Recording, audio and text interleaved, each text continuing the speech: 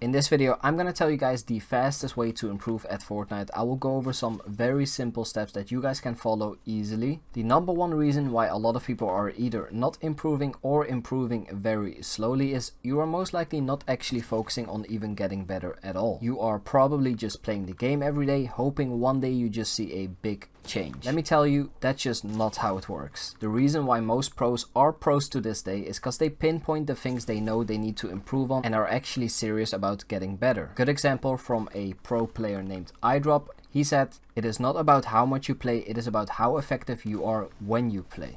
If you got player 1 that plays 8 hours a day and player 2 that plays 4 hours a day, this does not mean that player 1 will be better just because he has 8 hours to play. It actually might be the opposite, because player 2 knows he doesn't have much time. The 4 hours he has to play, he actually takes serious. And player 1 has 8 hours and just plays on autopilot because he has all the time in the world. So how should I spend my time trying to improve then? I'll give you a very simple example that I and many pros use as well. If you know you are messing up a certain edit a lot, let's take this edit as an example, where you edit the cone away from someone. And I'm showing this one because this is actually one that I wasn't good at doing consistent. So what I always do and have done when trying to improve at something is go in creative, play a free-for-all map with constant action like turtle fights for example. In there, all you do is practice that move over and over again until it becomes muscle memory. You basically don't try to do any other move. In the background footage you can see I'm only going for that move if that's what I want to practice. I'll just run around and put myself in a position to keep doing this edit. Do this for at least 30 minutes, only focusing on the thing you want to get better at. After that, just play normally and you'll see you will already be a lot better at doing that move more consistently. Learning stuff this way by focusing on one thing at a time, I promise you will see improvement a lot faster. This was just an example of this edit, but you can apply this to almost everything. A few other examples: you might be doing unnecessary white edits where you take damage for no reason. So to fix that, just focus on only doing window edits and peeking through that. Or you are bad at doing this peek right here. Just focus on only trying that peek and mastering it against real players. There are so many more examples. That is why I and many pros basically play turtle fights to practice. It's because you can practice pretty much everything in there with constant action. You just have to take it one by one, build up the muscle memory for whatever you're trying to improve at, and you will see that eventually you're gonna be able to do these things without even thinking about it. And that is why pros are so good. It's because all these moves become so natural for them to do. Look at your own gameplay and see what you can improve on. This should not be hard. Everyone always has something they can improve on. Or what I like to do as well is look at pros and see what they do consistently and what works for them, and practice that. This is exactly what I did. I watched Polarize and seen that he always sets up this move and it works really good. So I went ahead and practiced that move until I could do it consistent. If you see a retake you want to learn, same thing. Just practice that retake in a free build map until you can do it consistently. That's what I did a long time ago for this retake, where you do a 180, place a cone, edit the cone, and then cone that. A long time ago I just could not do this consistently at all. Then I just focused on that one thing and practiced that one retake, and now it's super easy to do that retake for me. So that is tip number 1, and what helped me and many pros: practice one thing at a time instead of trying to practice multiple things at once. So that is number 1, practice one thing at a time and be efficient with your time. For number 2, kind of an obvious one, it's your setup of course. You are on a PC or console that can't get more than 60 FPS. Improving on that is already really hard. I think to be able to compete and become really good, you need to get at least 120 FPS and a 120Hz monitor. A lot of people think that as well is too low to compete, but it's still possible and very doable to be good on that. If you don't know about Akira and Skyjump for example, they both play on a PS5 and actually qual to the grand finals on that. And of course, I get that a lot of you guys are young or don't have the money for a PS5 or a decent PC.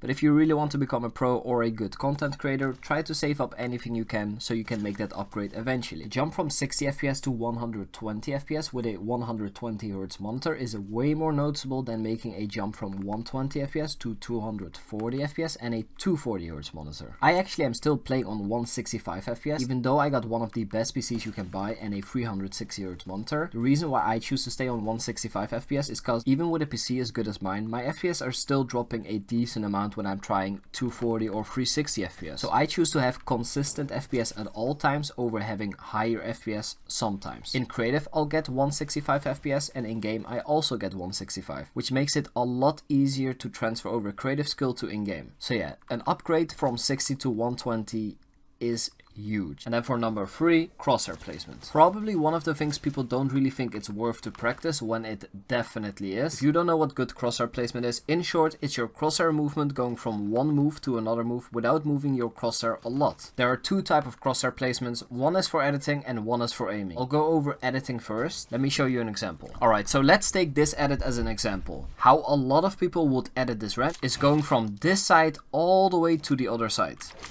So like this. And this is an example of bad crosshair placement. Instead of all the way dragging your crosshair like this, all you have to do to edit this ramp is this little movement.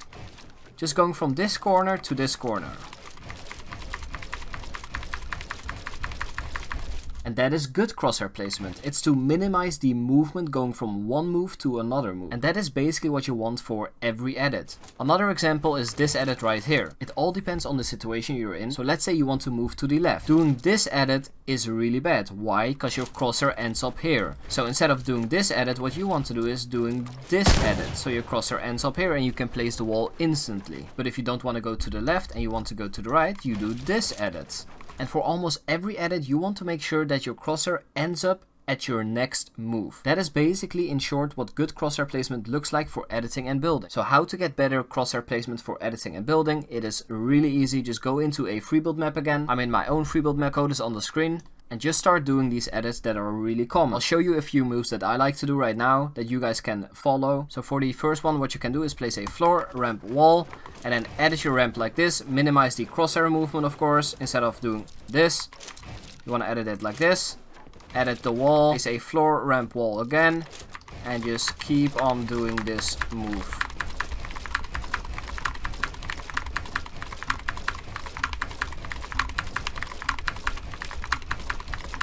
For the second one, I would recommend this one right here. Place a floor, ramp, walls, edit the wall like this. Edit the ramp, minimize the crosshair placements.